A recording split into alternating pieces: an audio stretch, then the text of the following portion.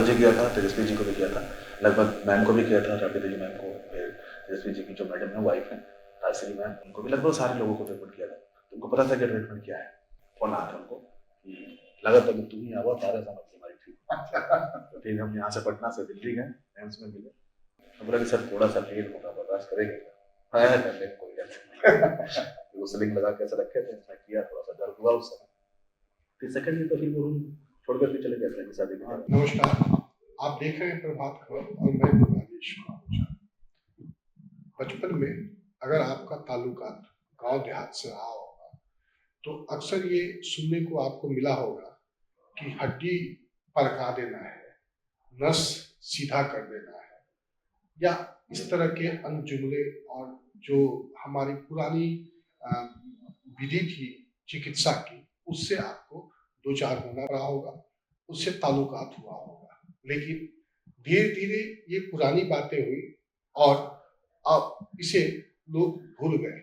लेकिन अब इस विधि को लेकर एक बड़े डॉक्टर रजनीकांत हैं, जो इस पुरानी विधि को नए तरीके से लेकर आए हैं और पुराने रोगों को बिना दवा, बिना किसी चीर फाड़ के कैसे इलाज करते हैं, इन सारी चीजों पर हम उनसे बात करेंगे। हमारे साथ है डॉक्टर रजनीकांत जी।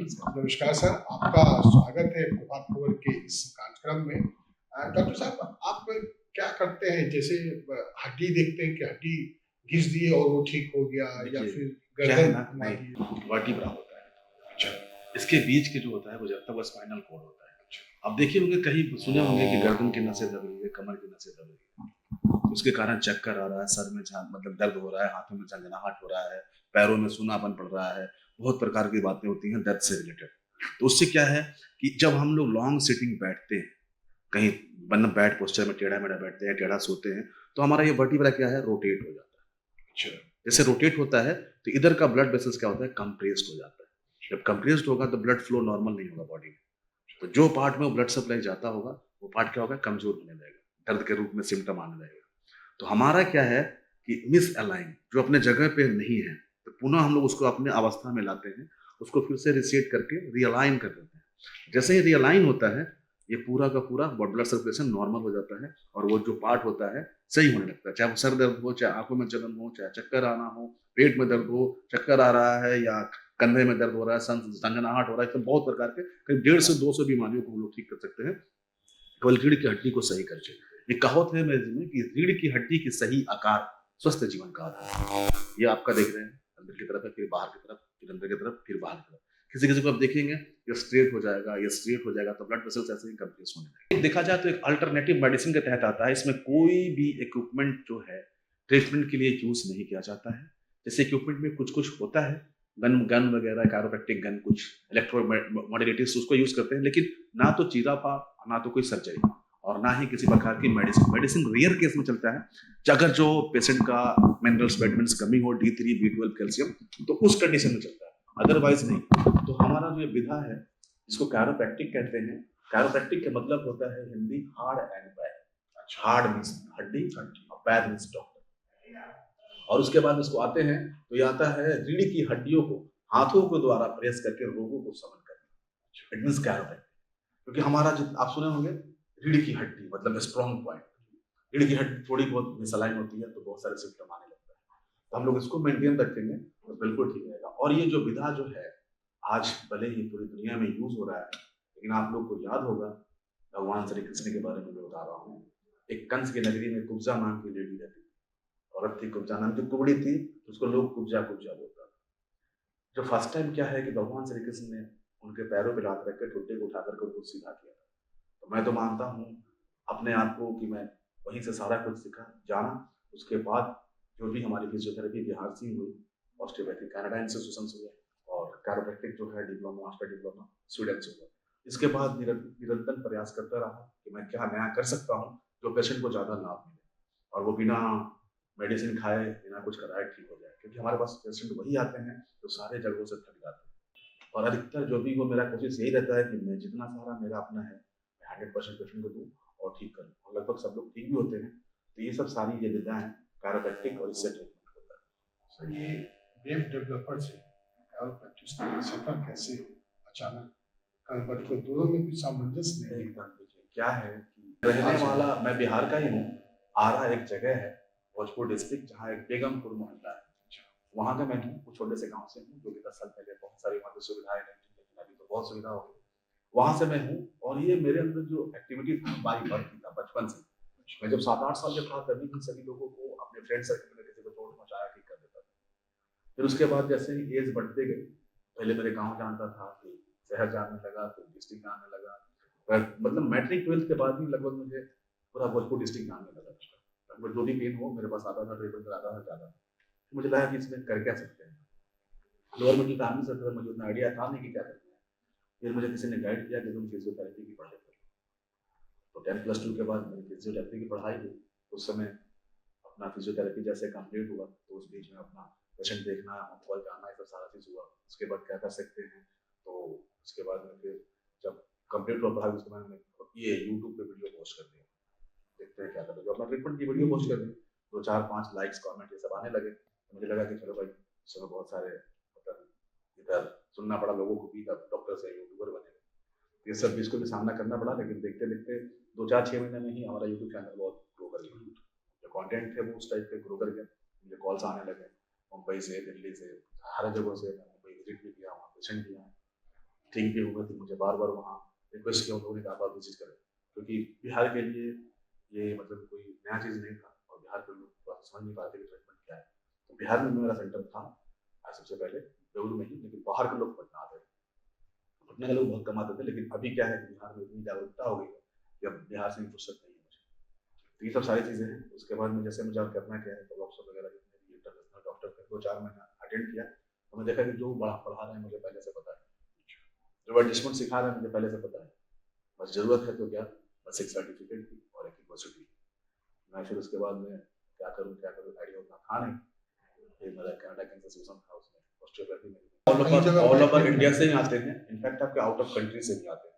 तो ऐसा कुछ नहीं है, ज़्यादा पेशेंट तो हमारे नॉर्थ ईस्ट ही होते हैं। उसके बाद साउथ मतलब लगभग सारे जगहों के पेशेंट दर्द तो हर एक घर में है। तो मैं बस सोचा कि क्यों नहीं, दर्द को कम करने के लिए एक रजिस का काफ़ी नहीं है। इसलिए मैं जो इस फील्ड में है, जैसे क्या फिजियोथेरेपिस्ट है या तो उन लोगों को ट्रेनिंग देना शुरू किया।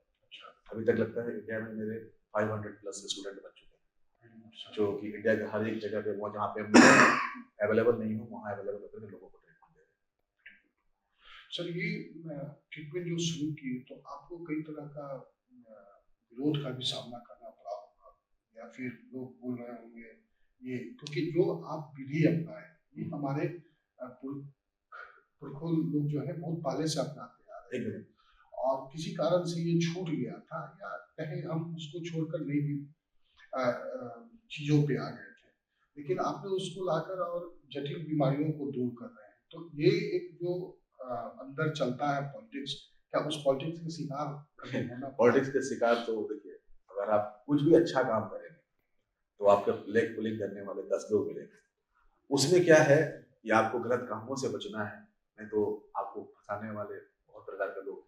गलत कामों से बचना है, गलत चीज़ों से बचना है, बस अपना फोकस करना है, मुझे अच्छा काम करना है, अच्छा ट्रीटमेंट देना है। कोई कैसे कहीं मतलब आपको कोई कह सकता है गलत करेंगे तो वैसा नहीं रहेगा। बहुत प्रकार की अड़चनें आई हमारे बीच में, दिक्कतें आई स्टार्टिंग में, लेकिन अभी सारे लोग समझ चुके हैं कि ट्रीटमेंट क्या है। पहले नहीं समझते थे, पहले जो भी पेशेंट भी हमारे लगता था कि नहीं ये क्या कर रहा है, ऐसा कुछ है नहीं, तो ये तो कर रहा है तो कुछ है नहीं। ये सब अब ये इतना विकसित हो गया, इतना लोग इसको समझने लगे हैं कि अब लोग को समझ में आता है कि नहीं ट्रीटमेंट सही है और मैं ठीक हो जाऊँगा। क्योंकि सर्जरी के बाद भी लोग मेरे पास आते हैं। मैं बता दूँ कि चयन आपको करना है, जाना कहाँ है। मेरा मानना है कि इंडिया ही नहीं, बिहार ही नहीं, दुनिया के कोई भी डॉक्टर हो, कभी किसी का बुरा नहीं चाहता। डॉक्टर का मतलब है भगवान। अगर वो डॉक्टर बुरा चाह ही लिया तो भगवान है ही नहीं। कोई भी अगर हमारे मिथ कहीं भी आप सुनेंगे सेकंड डॉक्टर, भगवान डॉक्टर को ही माना जाता है। जब डॉक्टर शैतान हो जाएंगे तो मतलब ही नहीं होगा।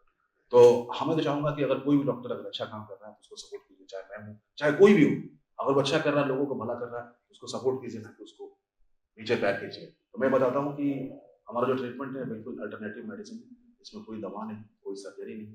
बहुत रियल केस में हम लोग एक टेस्ट कराते हैं, D3, B12, calcium, CBC, RF factor, uric acid, ये ताकि अगर आपके बॉडी में अगर बैलेंस रहता है तो दर्द आपको वैसे भी नहीं होता है। अगर इसका हिस्ट्री डिफिशिएंसी होती है तो दर्द होता है, तो हम लोग ऐसे समय में उनको गाइड करते हैं कि किसी एक अच्छे डॉक्टर से मिल लीजिए, मेडिसिन ले लीजिए, आप ठीक हो जाएगा। और नहीं तो कोई फंक्शनल स्ट्रक्चर की प्रॉब्लम होता है तो हम लोग एडजस्टमेंट करते हैं। तो ये कॉमन सी टेस्ट है। और इसके बाद मैं बता दूं कि चयन आपको करना है कि आपको कहाँ जाना है, क्योंकि हर एक डॉक्टर अपने एंड से अच्छा काम करता है। अगर आप किसी डाइटिशियन के पास जाएंगे तो डाइट पता करके आपको बीमारी को ठीक करेंगे, सर्जन के पास जाएंगे तो उससे बोलेंगे कि सर्जरी से आप ठीक करेंगे, उसके बाद फिजिशियन के पास जाएंगे वो मेडिसिन से ठीक करेंगे, होम्योपैथ, एलोपैथ, आयुर्वेद जो भी है वो अपने एंड से ठीक करेंगे, क्योंकि वो वही पढ़े। मेरे पास आएंगे तो हमको बस यही विद्या आता है, मैं हड्डियां बैठा करके ट्रीटमेंट करूंगा। फिजियोथेरेपिस्ट के पास जाएंगे एक्सरसाइज करते, तो जो जिसका नॉलेज होता है वो करता है। सर लालू जी से जुड़ी हुई एक खबरें आई थी और जो चलती है कि उनका एक्सपेक्टेड था, तो सब लोग थोड़ा सहम रहे थे। आपने उसको कैसे मैं क्या हुआ चैलेंज कि के रूप में लिया? उस टाइम जैसे मतलब यहाँ तो मैं कर ही जाता हूँ, उससे पहले ट्रीटमेंट कर चुका था। लालू जी हाँ, लालू जी किया था, फिर एसपी जी को भी किया था, लगभग मैम को भी किया था, राबड़ी देवी मैम को, फिर एसपी जी की जो मैडम है वाइफ है तासरी मैम, उनको भी लगभग सारे लोगों को ट्रीटमेंट किया था। तो उनको पता था कि ट्रीटमेंट क्या है। तो हुआ क्या कि इन बीचों में लालू जी के साथ हुआ जो उस समय ये पारस में जो भर्ती थे, पारस में रेफर कर दिया दिल्ली। दिल्ली जाने के बाद फिर मुझे लास्ट में फोन आया उनको कि लगा था कि तुम ही आवा तारे समझ हमारी ठीक। तो फिर हम यहाँ से पटना से दिल्ली गए, एम्स में मिले। तो जैसे हम उनको एक्सरे पे देखे तो यहाँ से जैसे था कि माइल्ड क्रैक है ये है, लेकिन मुझे वैसा दिखा नहीं। डिसलोकेट देखा, जो क्लाविकुलर बोन जो होता है ऊपर का करने का, ये थोड़ा जाकर के एसी जॉइंट में टच होता है, थोड़ा सा डिसलोकेट था। तो बोला कि सर थोड़ा सा पेन होगा, बर्दाश्त करेंगे? हाँ कर ले, कोई फिर वो स्लिंग लगा के ऐसे रखे थे, ऐसा किया, थोड़ा सा दर्द हुआ उस समय। फिर सेकंड डे तो फिर वो रूम छोड़कर भी चले गए थे शादी के बाद। फिर वो उसके बाद तो अभी कभी नहीं था, अभी 2-3 दिन पहले भी जब वर्ल्ड कप रिकॉर्ड मिला था जुलाई में, मैं गया था मिलने, मुझे बुलाया था। उस समय भी एडजस्टमेंट लिया पूरा, फिर दीपावली के टाइम भी गए थे तो उस टाइम ट्रीटमेंट लिया। अक्सर आम सेलिब्रिटी बड़े बड़े नेताओं के साथ का ट्रीटमेंट तो अब आपकी जिम्मे है ही। आम लोग के साथ जुड़ने के लिए क्या कोई स्कीम है आपके? देखिए हमारा जो सोच है, हमारा जो थॉट है और हमारी चाहत जो है, एक सोशल वर्कर के रूप में मैं सोचता हूँ, दर्द जो रहा सबका बराबर बेन देता है, कष्ट बराबर होता है, चाहे वो सेलिब्रिटी हो, चाहे वो रोड पे हो, चाहे रिक्शा चलाना। तो वो लोग तो किसी तरह अपना पहुंच पकड़ बना के पहुंच जाते हैं। जो लोग नहीं पहुंचते हैं उनके लिए मैं बोलता हूँ जिनके पास पैसे नहीं है, महीने के हर वो 1 तारीख के मैं 100% फ्री करता हूँ। जिसके पास वो लेबर कार्ड हो, मैं यहाँ बता दूं कि सर का एक ट्रीटमेंट लेने का फीस संभवतः 10,000 रुपए है, 10,000 है। और उसमें ये 100 पेशेंट मंथ के शुरू में पहली तारीख को करते हैं, तो ये एक बड़ी बात है। हालांकि इस बार ये नहीं रहेंगे, हमें लगता है 1 तारीख को गोवा का ट्रिप है, इसलिए इस बार नहीं रहेंगे। हाँ, तो वो मैं हर महीने की 1 तारीख को, और उसके बाद भी मेरे पास जो छोटे बच्चे आते हैं सीपी चैट, जिनका 10, 20, 50 ट्रीटमेंट होता है, तो 4 साल तक टच में रहना होता है, उनका 2-3 ट्रीटमेंट मैं करता हूँ, चार्ज लेता हूँ, बाकी वो लाइफ टाइम के लिए मैं फ्री कर देता हूँ। ये तो घुटने का दर्द, घुटने का दर्द, एल्बो का दर्द चाहे किसी प्रकार, हमारे बॉडी में दर्द का 2 ही कारण है, या तो ब्लड सर्कुलेशन फास्ट है या तो स्लो है, और ये एडजस्टमेंट से ब्लड सर्कुलेशन मेंटेन हो जाता है। हम बहुत पुराने समय में जाते थे तो देखे होंगे किसी को चोट आ गई, कंधे के हाथ पर नीचे देते थे, वो दर्द खत्म हो जाता था। तो कहीं ना कहीं उसके पीछे मैकेनिज्म था, लेकिन क्या है कि उसके पीछे हम लोग ये नहीं जानते थे कि हम किस नस को खींचना है, कौन सा बोन को खींचना है। अब उसी को कोर्स वेयर में डेवलप करके पूरा एनाटॉमी लेते हुए उसको पूरा बताया गया किसको क्या सही करने से क्या। तो ये सब सारी बातों को देखते हुए तो ये कोर्स को डेवलप हुआ। मुझे उम्मीद है और मैं प्रयास कर रहा हूँ, ये जो इंडिया में बहुत बड़े बड़े कोर्सेज है, बहुत बड़े बड़े कॉलेजेस हैं, लेकिन अभी तक कैरोप्रैक्टिक का कॉलेज नहीं है, तो मैं कोशिश करूंगा अपने एंड से इतने स्टूडेंट और इतने मैं अपने तरफ से तैयार करूंगा कि एक दिन गवर्नमेंट को इसके बारे में सोच करके कैरोप्रैक्टिक के कॉलेज करना होगा। मैं चाहूंगा कि इसकी स्टार्टिंग जो हो बिहार से हो। सर जल्दी ही इस विधा को लेकर एक कॉलेज और यूनिवर्सिटी बिहार में खोलना चाहते हैं, सरकार के स्तर पे भी इनकी बात हुई है, लेकिन अभी इसको पूरी तरह से जमीन पे आने में समय लगेगा। सर ये आप जो जैसे इस तरह से खींचे तो इसका इफेक्ट कैसे कहाँ पर? इसका देखिए ये नॉर्मली होता है, देखिए हम बताते हैं एक दूसरे से कनेक्टेड है। सर्वाइकल में किसी को प्रॉब्लम होगा तो सर्वाइकल वाला को बताते हैं क्या क्या सिम्टम आ सकता है। अगर ये नेक में इतना प्रॉब्लम होगा तो उसकी आंख में जलन आ सकता है, धुंधला दिखाई दे सकता है, चक्कर आ सकता है, सर में दर्द हो सकता है, उसके बाद हाथ में झंझनाहट आ सकता है, ये हाथ के फिंगर जो हाथ में सुन्न हो सकती है, ये सब प्रॉब्लम सर्वाइकल से होगी। यहाँ से यहाँ या उसकी सर्वाइकल ये जो है जिसको हम लोग ठीक करेंगे, ये सारे प्रॉब्लम को ठीक कर सकते हैं। ठीक है सर। और ये जो बात रहा है इसका साइड इफेक्ट ना के बराबर, जीरो के बराबर।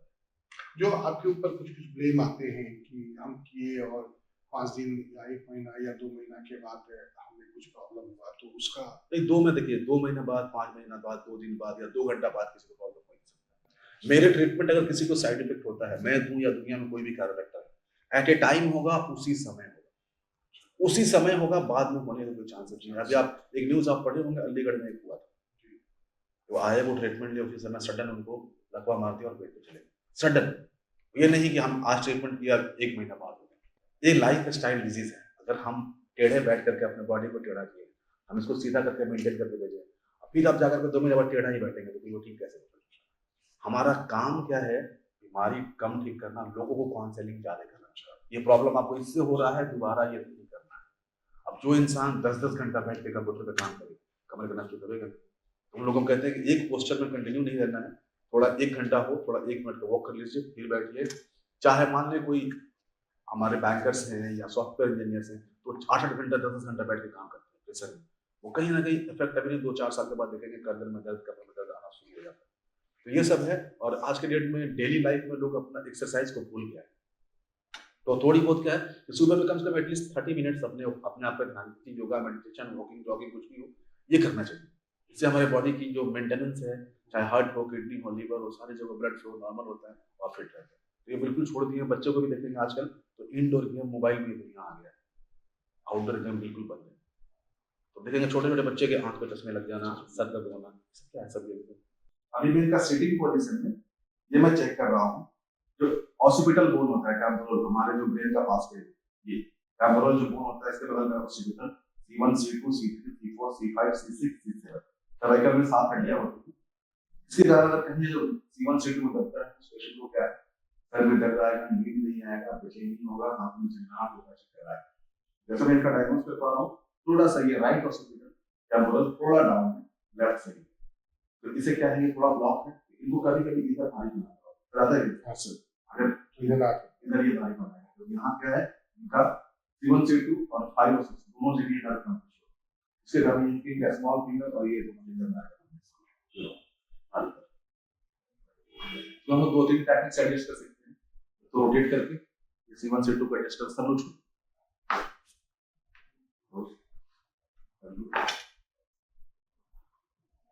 और उसके बाद में बायलैटरल और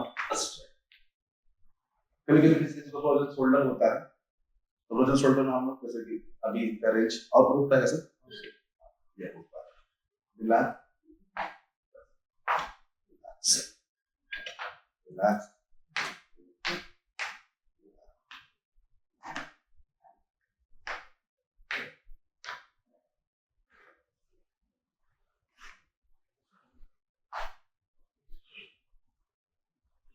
इनफैक्ट हम लोग इससे साइनस के प्रॉब्लम को ठीक कर सकते हैं, काफी हद तक सुधार सकते हैं।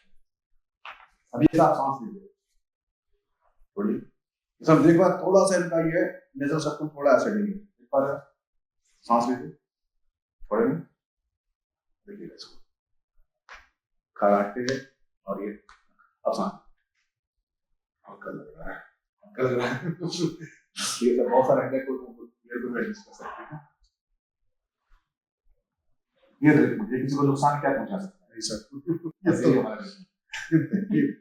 ऐसे सर का जो है ऐसा ही ट्रीटमेंट है जिसमें कि किसी प्रकार की कोई नुकसान का गुंजाइश नहीं है, कोई दवा नहीं है, बिना किए फाड़ होता है। और अभी तक जो सर का कहना है या जो बात पेशेंट है उन लोगों का कहना था कि हमें रिलीफ मिल रहा है, क्योंकि चयन आपको करना है। हम ये नहीं कह रहे थे कुछ लोगों की वजह से पूरी प्रोफेशन बदनाम, चाहे वो प्रोफेशन कोई भी। अब आज के डेट में आप देखेंगे, आपने मीडिया करनी है, आप प्रॉपर सारे व्यवस्थित ढंग से करते हैं।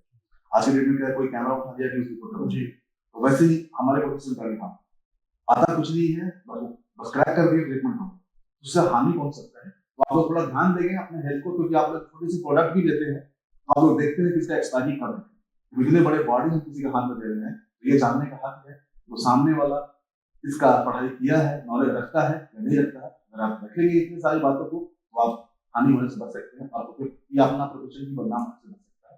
धन्यवाद। Thank you. Prabhat Khabar .com, विश्वास वही, रफ्तार नहीं।